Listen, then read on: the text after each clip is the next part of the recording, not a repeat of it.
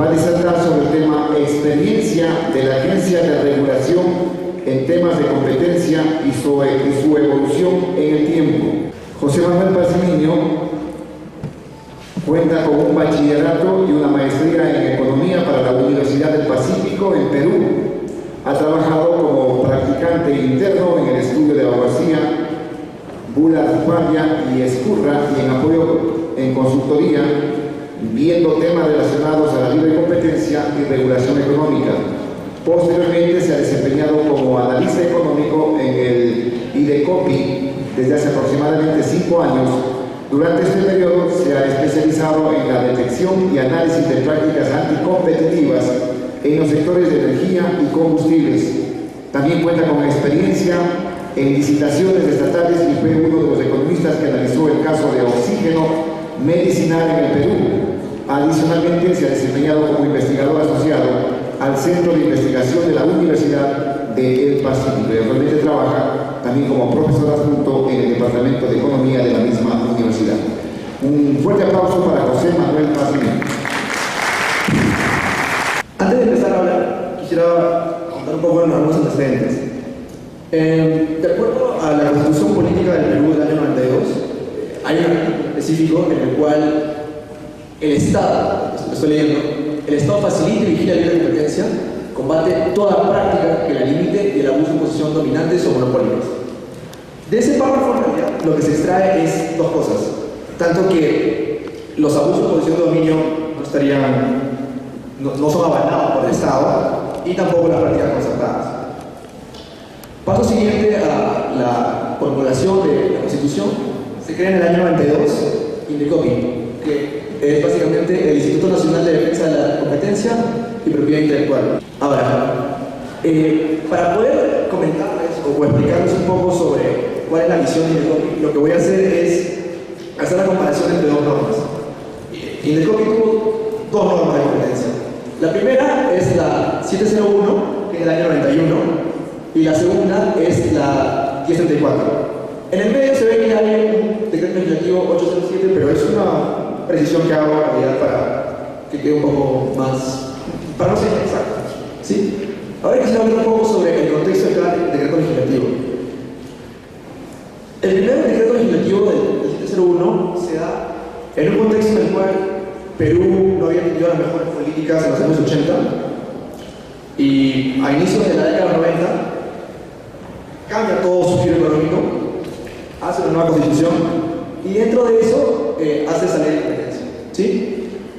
Luego, bueno, años después, en el año 96, le realizan una precisiones de esta ley de competencia ya en un marco en el cual la economía de mercado, por decirlo, se había sentado mejor, ya había llevado a cabo grandes planes de privatización, entre otros.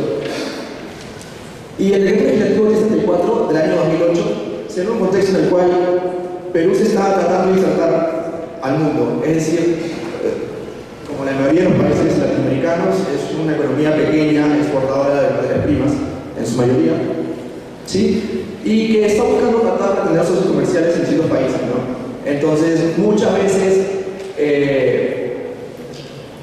parte de esos acuerdos se suponen que estén bien claras y definidas las políticas de competencia.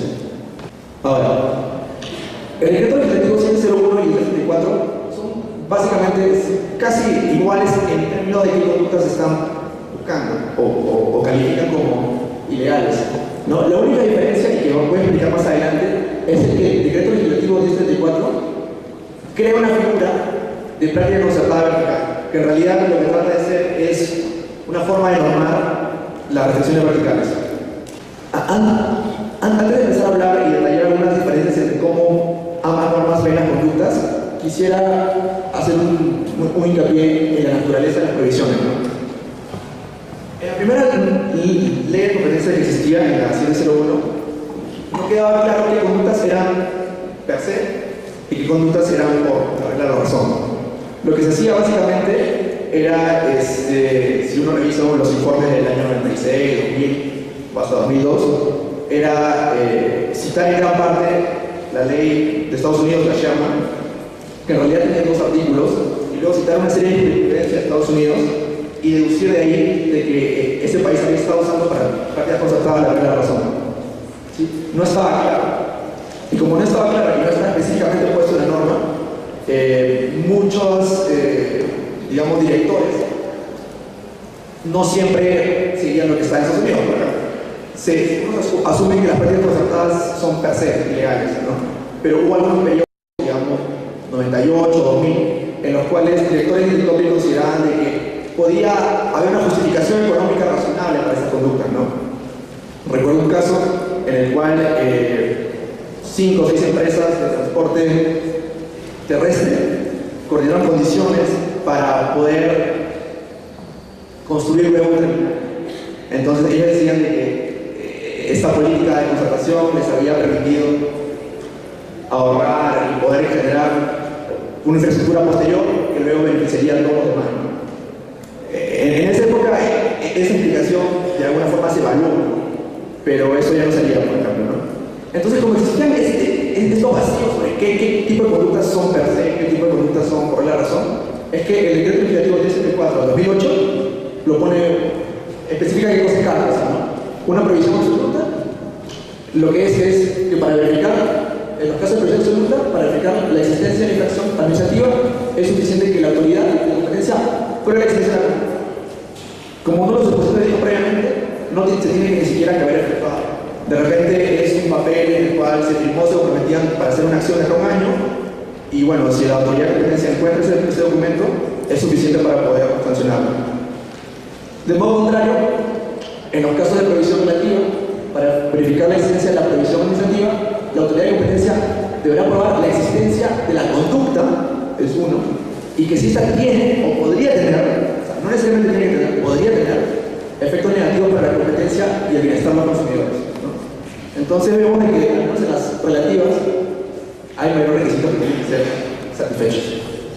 En la primera norma, que es la del decreto legislativo 701, la principal diferencia entre ambas es de que permite la existencia de una figura que sería una posición de dominio conjunta, ¿no?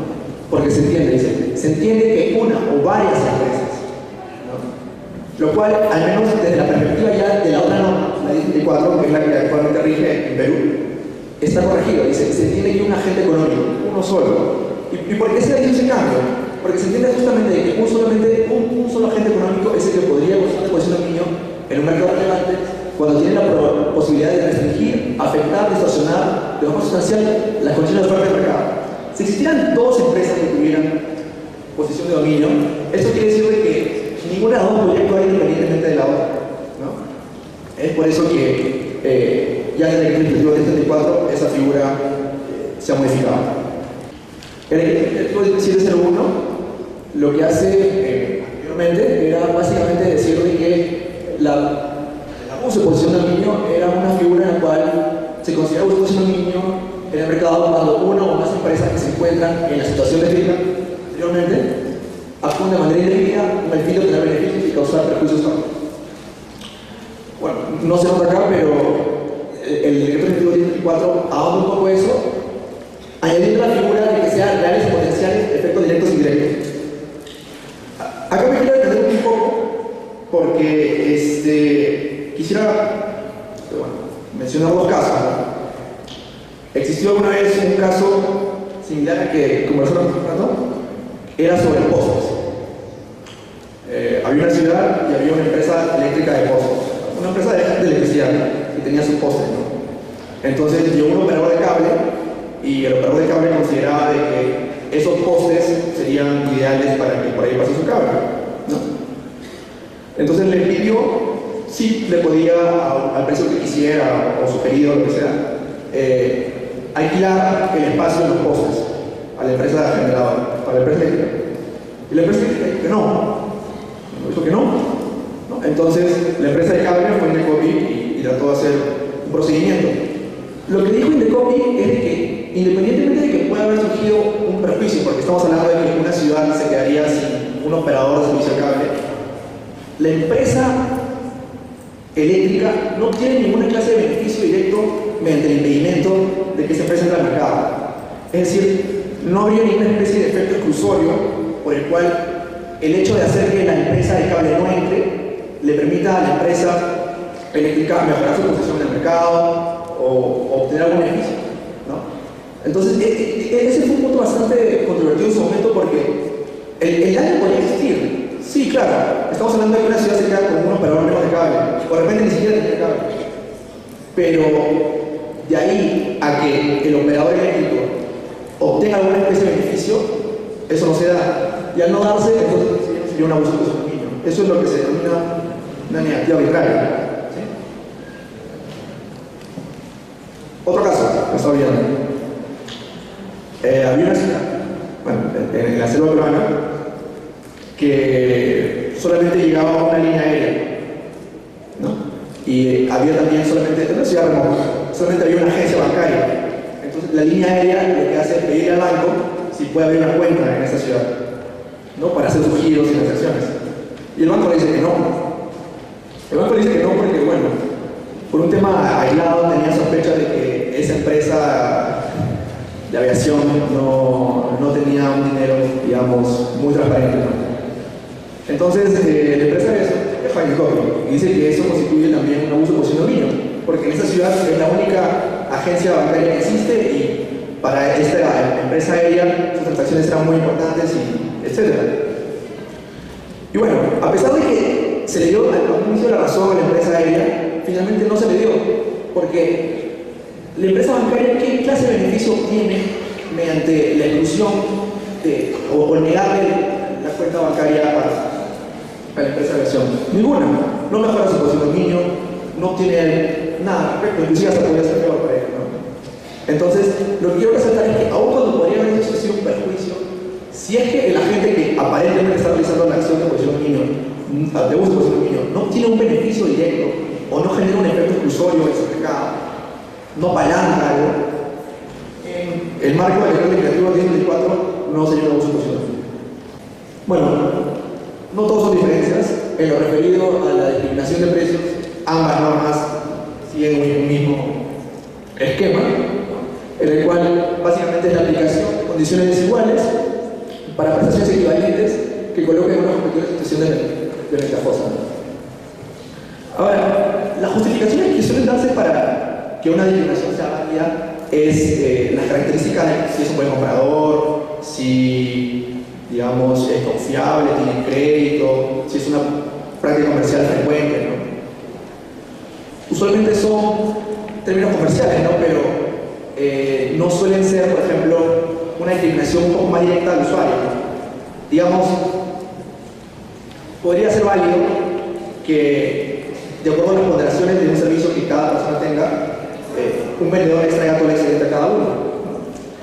Sin embargo, a pesar que eso puede sonar un poco chocante y en realidad sería hasta eficiente, choca un poco con la norma, ¿no? La norma solamente contempla tipos de discriminación en los cuales se da por las razones comerciales como una justificación válida. Bueno, en el caso de ventas atadas, también ambos decretos son similares, ¿no? Se especifica que la subordinación de la celebración de contratos a la aceptación de prestaciones suplementarias que, por su naturaleza o arreglo a la costumbre mercantil, no guardan relación con el objeto de tal contrato.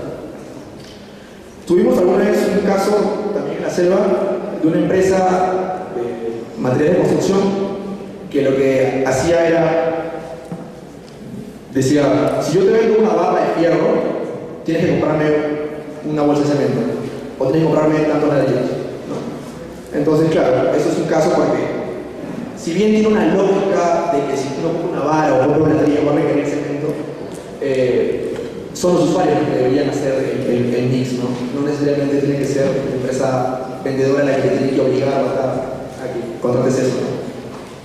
Sin embargo, hay otros ejemplos que a veces no nos damos cuenta, ¿no? Por ejemplo, algunos restaurantes lo que hacen es cobrar cubiertos, ¿no? Entonces, claro, yo podría ir a un restaurante y ir con cubiertos y que no me cobren por los cubiertos. Y bueno, nadie se va a quejar de que eso es un producto atado, sino eso ya más bien corresponde, tal como especifica la norma, a una especie de costumbre mercantil, ¿no? No creo que nadie vaya al restaurante con su propio cubierto. El decreto legislativo 701 de esa época de 1991 tuvo también un par de conductas adicionales que quiero resaltar porque, digamos, la política, la ley de competencia en Perú se ha alejado de eso, ¿no? En esa época, por ejemplo, 91 92, se podía sancionar si los precios locales de un producto de exportación eran mayores que lo que se vendía afuera, ¿no? Eso tiene bastante sentido en realidad. O sea, hay un sentido económico por el cual se da ese fenómeno, ¿no? Digamos de que Perú exporta espárragos. Ya. Pero exporta espárragos, pero la cantidad ofertada que puede dar Perú a los espárragos no genera muchos cambios en el precio mundial de eso, ¿no? Entonces Perú de alguna forma no tiene ninguna especie de poder para poder determinar el precio del espárrago ahí. Sin embargo, si solamente una empresa peruana exporta espárragos y su residuo o lo que no logra colocar en el mercado internacional lo logra colocar en el mercado nacional y es una sola empresa, sí tendría posibilidad de ejercer poder de mercado. Entonces sí podría hacer caso en el cual esta misma empresa exporta al extranjero a un precio de 1, por ejemplo, y en el mercado local de Estados Unidos, ¿no? En ese caso, tiene una lógica económica. Se puede considerar que es una pérdida efectiva porque te están vendiendo más caro. Y en esa época era funcionado. Pero ya en el decreto legislativo 64, que es el que rige actualmente, eso está totalmente fuera. También existía, otra figura en esa época que era que en el afán Perú en esa época, 1990-91, de aumentar la inversión privada, existían contratos de estabilidad tributaria, en el cual por alguna figura se trataba de cobrar menos impuestos, ¿no? Si a raíz de esa posibilidad de tener bolsillos más anchos o más profundos se podía excluir a un competidor, eso también constituía una figura, ¿no?, sancionada. Eso también está totalmente fuera actualmente de la norma. Ya, ahora vemos al segundo tipo de conductas, que son las prácticas concertadas. Sí, y bueno, la más importante suele ser la concertación de condiciones comerciales. La primera norma decía que la concertación injustificada de precios u otras condiciones de comercialización, mientras que la actual dice que la fijación concertada de forma directa o indirecta de precios o de otras condiciones comerciales de servicio. Ya de arranque vemos que la primera norma dice injustificada, ¿no? Es decir, que si yo podía justificarla de alguna forma, de repente, no sé, pero podría tratar de justificarlo por una doble eficiencia, podría yo ser sancionado, ¿no? Mientras que en la actualidad es la sola fijación de forma directa o indirecta, ¿no? Eso un poco a que puede ser a través de un documento o puede ser inclusive a través, no tiene necesariamente que haber un documento, puede ser a través de un conjunto de indicios y presunciones con los cuales uno podría dar a entender que sí es una práctica concertada. Y no solamente es el precio, no solamente se puede concertar el precio, se puede concertar calidad, se puede concertar prácticas comerciales, etc. La primera norma decía de que el reparto de las cuotas de producción está sancionable. También decía que el reparto del mercado o de la fuente de aprovisionamiento. La norma actual va un poco más allá. Dice la limitación o control concertado de la producción, ventas, desarrollo técnico o inversiones. Y también dice que si el reparto concertado de clientes, proveedores y zonas geográficas. Sobre esto quisiera comentar otro caso. Hace 3-4 años, una asociación de transportistas de materiales de construcción en una ciudad de la Sierra de Perú determinó que ellos iban a ser los únicos que iban a transportar a una serie de localidades los materiales de construcción, y que si alguien quería hacer eso también tenía que inscribirse y someterse a las reglas que ellos tenían, ¿no? Las reglas iban desde acuerdos, actas de directorio, hasta el uso de violencia física a quien no acate el acuerdo, ¿sí? Si eso se hubiera visto en el marco de la primera norma, probablemente se hubiera tenido que recurrir a una interpretación un poco más allá de lo que está ahí, ¿no? Porque es el reparto del mercado, el reparto de las fuentes de aprovisionamiento. En cambio, la nueva norma lo que nos habla es de la limitación o el control concertado de la producción, venta, desarrollo técnico o inversión. O sea, ya hasta ese punto quisiera resaltar un patrón, ¿no? Que es que la nueva norma que tiene Perú, o que implementó en el 2008, lo que trata es de explicar un poco más, ahondar más, hacer explícita una serie de figuras que antes no estaban, que tiene Perú, que es la 1034. Adicionalmente también añade una figura que se llama colusión vertical. Y por colusión vertical lo que en realidad se entiende, o debería entenderse, son acuerdos verticales. ¿Y por qué se trató de generar, por qué se creó esa figura en la norma? Se entendió que existía una especie de vacío en el decreto anterior, porque había situaciones, por ejemplo, en las cuales en una cadena un productor y un vendedor podían tener un acuerdo y podían recibir un beneficio de eso, ¿no?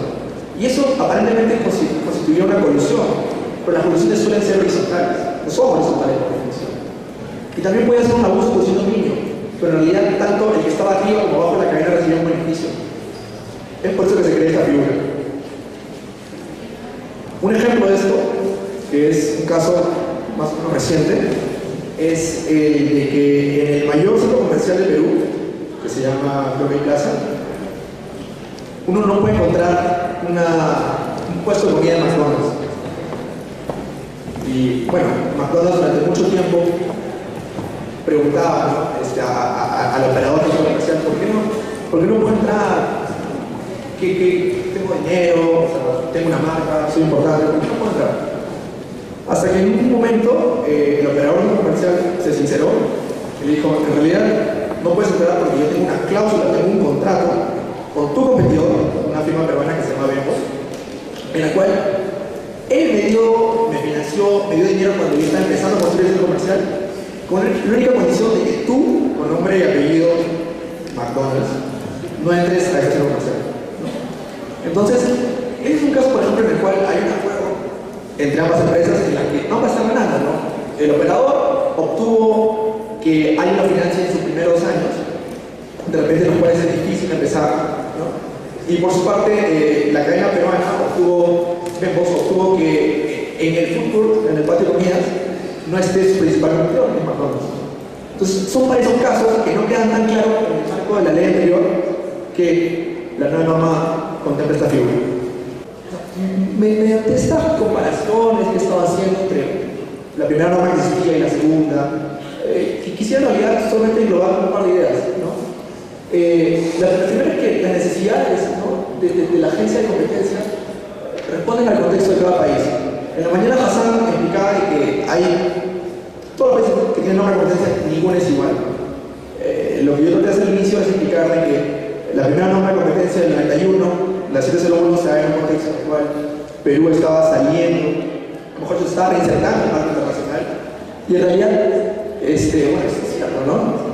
Y la norma subsiguiente, la 1034-2008, se da en un marco en el cual ya Perú ya está insertado, y lo que está haciendo más bien es tratar de dejar lo más claro posible con sus futuros socios comerciales o con los que quieran firmar tratados, cómo es que lidian con estos casos, ¿no? Entonces, el helicóptero modificado de competencia tiene que sea lo más predecible para los agentes económicos, ¿no? Perú no es Estados Unidos, ¿no? La Sherman Act tiene dos cláusulas, la Clinton no tiene muchas más, pero tienen toda una historia de jurisprudencia en su common law, por lo cual seguían, ¿no? Eso no es el caso de Perú. Entonces, en la medida que uno pueda en su ley de competencia poder especificar de la manera más clara, tampoco sin tratar de pecar de completista, las conductas que uno está realizando, es mejor para esa gente porque siente que es más parecido a las conductas que pueden ser sancionadas. Y bueno, finalmente podemos también concluir de que la norma, la ley de competencia peruana, se ha ido alejando de las conductas explotativas, concentrándose en las que presentan un efecto excluyente. Repito básicamente lo que dije al inicio, ¿no? De que para que un abuso de posición de dominio pueda darse, tiene que ser beneficio, ¿no? No puede ser básicamente un tema excluyente, básicamente solamente protectivo. Por ejemplo, otro caso. Hace también un par de años, una asociación de lecheros, ganaderos de leche, se quejaba de que la gran empresa que acopia la leche les pagaba precios muy bajos, muy bajos, ¿no? Y presentaron una denuncia. Y claro, eso constituye, llegaba al punto que la leche no valía nada, la preferían regalarla o dejarla al río, en general, lo que sea, antes que venderla, porque consideran que era un precio muy bajo, ¿no? Su denuncia no prosiguió, porque eso básicamente es una práctica explotativa en la cual están de alguna forma explotando, ¿no? a los ganaderos, ¿no? Pero eso no constituye una falla de competencia, ¿no? al menos desde el punto de vista de la norma. ¿No? ¿Por qué? Porque los ganaderos podrían tener alguna especie de herramientas como asociarse, mejorar tecnología, obtener mayor información, temas que caen dentro de lo que llamamos abogacía de competencia, que, digamos, o sea, la agencia de competencia no puede estar especificando cuál sería el precio óptimo de la leche, el cual no. ¿A qué precio debería comprar o a qué precio no? Pero sí corresponde que los mercados puedan autorregularse de la mejor manera posible, ¿no? Y ya sea mediante la barra limitada, la salida de unicambios. Entonces lo que se hizo fue un trabajo comunicándole a diversos ministerios de que existía un problema ahí, en tanto no estaban organizados y no estaban obteniendo la información que yo deseaba. ¿Sí? Y eso es todo.